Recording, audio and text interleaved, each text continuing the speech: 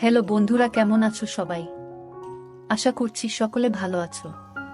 প্রিয় বন্ধুরা, আজকে তোমাদের জন্য নিয়ে এলাম আরও একটি নতুন গল্প।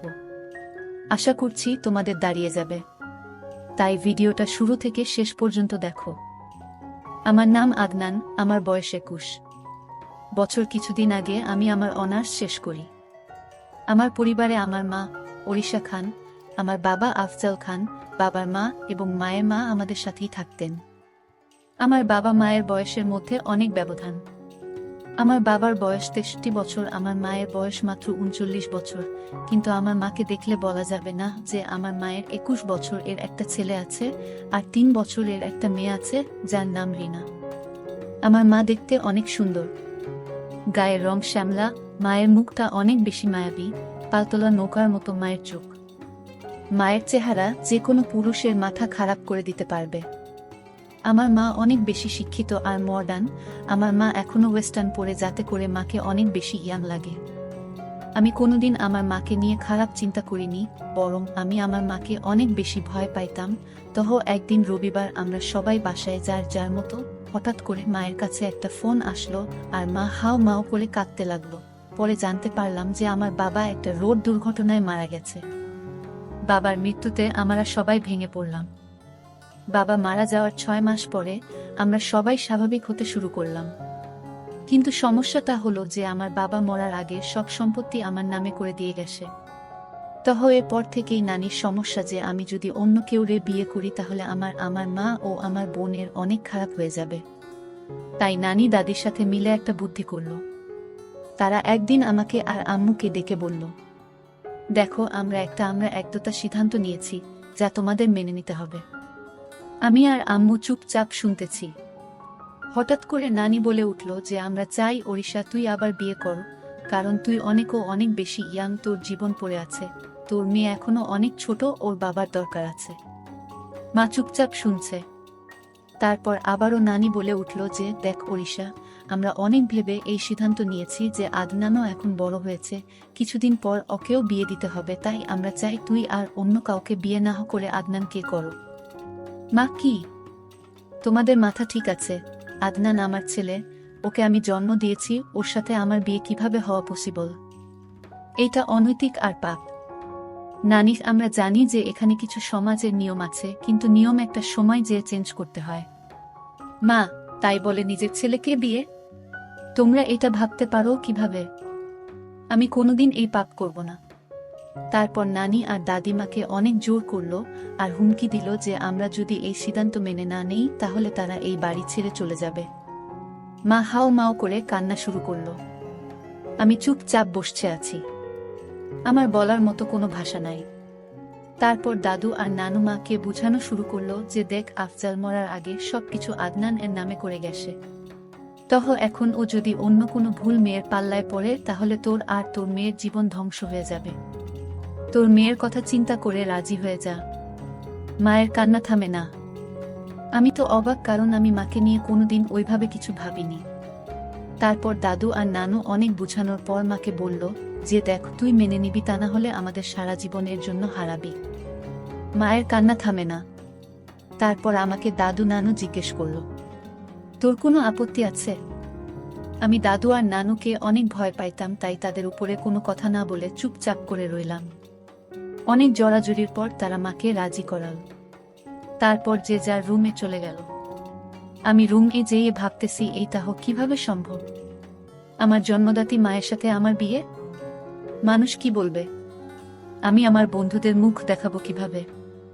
মাথা অনেক কিছু ঘুরতে লাগলো। নিজেকে কোনোভাবেই স্থির রাখতে পারতেছিলাম না। আমি আমার মাকে অনেক ভালোবাসতাম আর সম্মান করতাম। আমি কোনোদিন আমার মাকে নিয়ে খারাপ কিছু চিন্তা করি নাই। আমার জন্য আর মায়ের জন্য এই ব্যাপারটা মেনে নেওয়া অনেক কঠিন ছিল। আমাদের বিয়ের কথা ঠিক হওয়ার পর থেকে আমি মায়ের সামনে যেতে লজ্জা পেতাম। মা ও আমাকে আগের মতো বকাঝকা করতো না। আমাকে দেখলে মাথা নিচু করে নিজের কাজ করত। নানু আর দাদু আমাদের বিয়ের দিন ঠিক করলো 7 দিন পরে।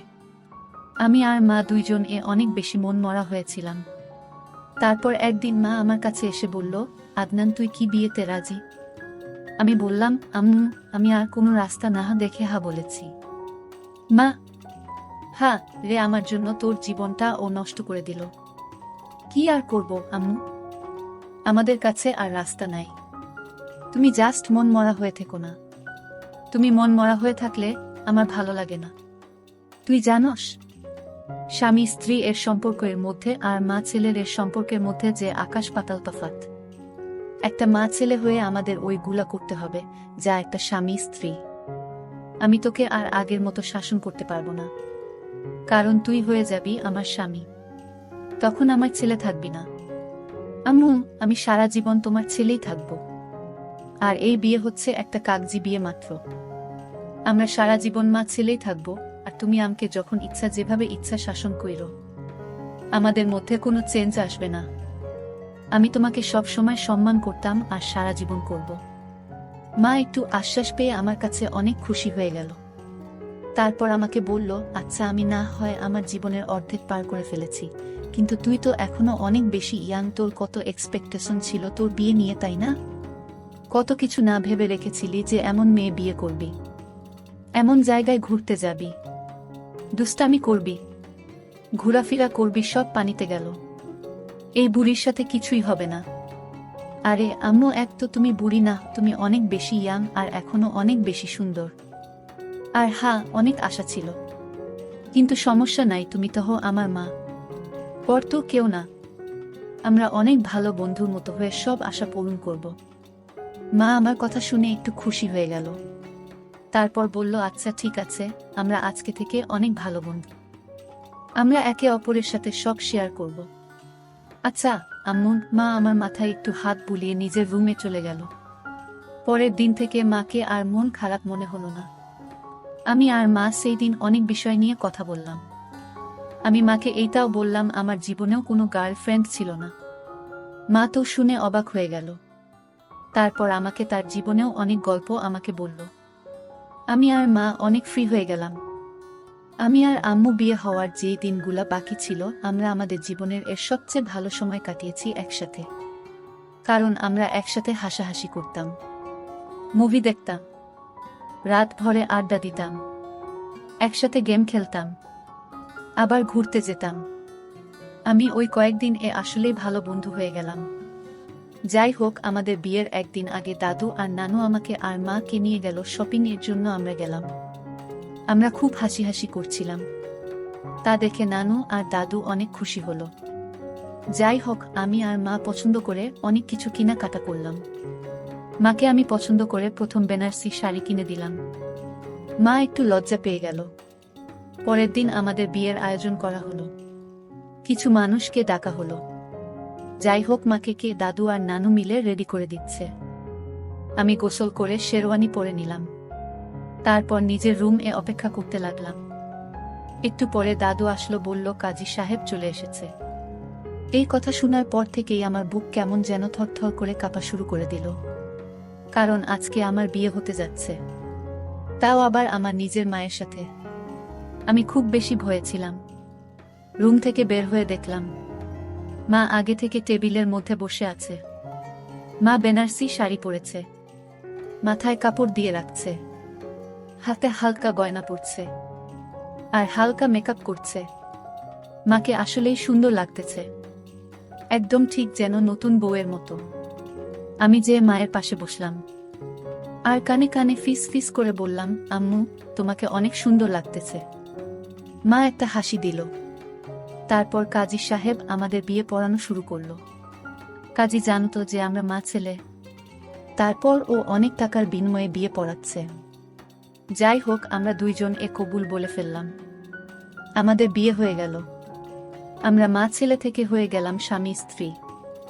যে নারী আমাকে পেট ধরে এই পৃথিবীতে এনেছে, সে কিনা আমার বিয়ে করা বউ হয়ে গেল।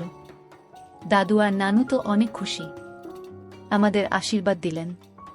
তারপর বাকি মেহমানরা আমাদের আশীর্বাদ দিয়ে রাতের খাবার খেয়ে চলে গেলেন। তারপর আমরা সবাই খাবার টেবিলে বসে খাচ্ছি। ওই সময় আমার বোন আমাকে বলল, ভাইয়া আজকে কার বিয়ে হলো? তারপর দাদুকে কোলে নিয়ে বলল, রিনা, আজকে থেকে তুমি ওকে বাবা বলে ডাকবা। ও ছোট মানুষ, মাথা নাড়িয়ে হা বলল। আমাদের খাওয়া দাওয়া শেষ করে নানু মাকে নিয়ে তার রুমে গেল। আমি আমার রুমের দিকে যেতে লাগলে দাদু আমাকে বলল, আদনান, আজকে থেকে তুমি নতুন জীবন শুরু করেছ। তোমার মা এখন তোমার বিয়ে করা স্ত্রী। ওর সব চাহিদা, ইচ্ছে, সুখ দুঃখ এখন থেকে তুমি দেখবা। ওকে এখন থেকে একজন স্বামীর মতো ভালোবাসবা। আমি দাদুয়ের কথা শুনে অনেক বেশি লজ্জা পেয়ে গেলাম। তারপরও শুধুমাত্র মাথা নাড়িয়ে বললাম।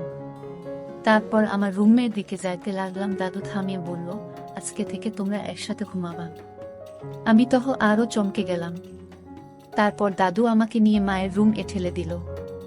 দেখলাম নানু মাকে কি যেন বোঝাচ্ছে। আমি যেয়ে দাঁড়িয়ে রইলাম। একটু পরে নানু দেখে বলল, আসেন জামাই সাহেব, আমি বের হয়ে যাচ্ছি। আমি এই কথা শুনে লজ্জায় লাল হয়ে গেলাম। এরপরে নানু রুম থেকে বের হয়ে গেল। আমি রুমের দিকে তাকিয়ে দেখি রুমটা অনেক সুন্দর মতো সাজানো। খাট ও ফুল দিয়ে অনেক সুন্দর করে সাজিয়েছে, কারণ তারা চায় আমি আমার মায়ের সাথে বাসর করি। যেই আমার ভাবতেই কেমন যেন ঘৃণা লাগছে। আমি চুপচাপ দাঁড়িয়ে রইলাম। মা আমাকে দেখে বলল, আসো। আদনান, দাঁড়িয়ে আছো কেন?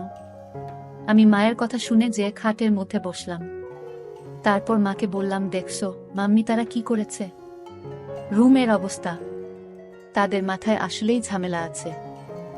আরে বইল না, আমাকে যে কত কিছু বলল, কিভাবে কি করতে হবে। তারা আসলেই ভাবছে যে আমরা মা ছেলে হয়ে এগুলা করব। হ্যাঁ, যত সব ফালতু। যাক, বাদ দাও। এখন থেকে আমাদের এক রুমে ঘুমাতে হবে। তোমার কি কোনো প্রবলেম হবে মাম্মি? না, প্রবলেম হবে কেন? তুমি তো ছোটবেলায় আমার সাথেই ঘুমাইতা। আর এখন তুমি থাকলে ভালোই হবে, ঘুম না আসলে আড্ডা দেয়া যাবে। যাক, তাহলে ভালো। তো আজকে কেমন লাগলো মাম্মি? সত্যি বলতে না, আমার অনেক ভালোই লেগেছে। এত বছর পর মনে হচ্ছে আমি আবার কোণে হয়েছি, বউ রূপে সেজেছি। আমার কাছেই ওভারঅল ভালোই লেগেছে। তোমার কাছে কেমন লেগেছে? আমার মধ্যে অনেক ভয় কাজ করেছে মাম্মি, যে আমাদের সম্পর্ক কিভাবে মিনিটের মধ্যে চেঞ্জ হয়ে গেল। আরে কই, আমরা তো আগে থেকেই ডিসিশন নিছিলাম যে আমরা অনেক ভালো বন্ধু হয়ে থাকব। এইসব আজাইরা জিনিসগুলা নিয়ে মন খারাপ করব না। হ্যাঁ, ঠিক বলেছ মাম্মি। যাক, আমি অনেক বেশি ক্লান্ত, আমি না হয় ঘুমিয়ে পড়ি। মা বলল, হ্যাঁ আমি অনেক বেশি ক্লান্ত, আমি ফ্রেশ হয়ে আসি, তারপর আমিও ঘুমিয়ে পড়ব। তুমি শুয়ে পড়ো। আমি আচ্ছা বলে খাটের এক পাশে শুয়ে পড়লাম। একটু পরে মা এসে লাইট অফ করে দিল।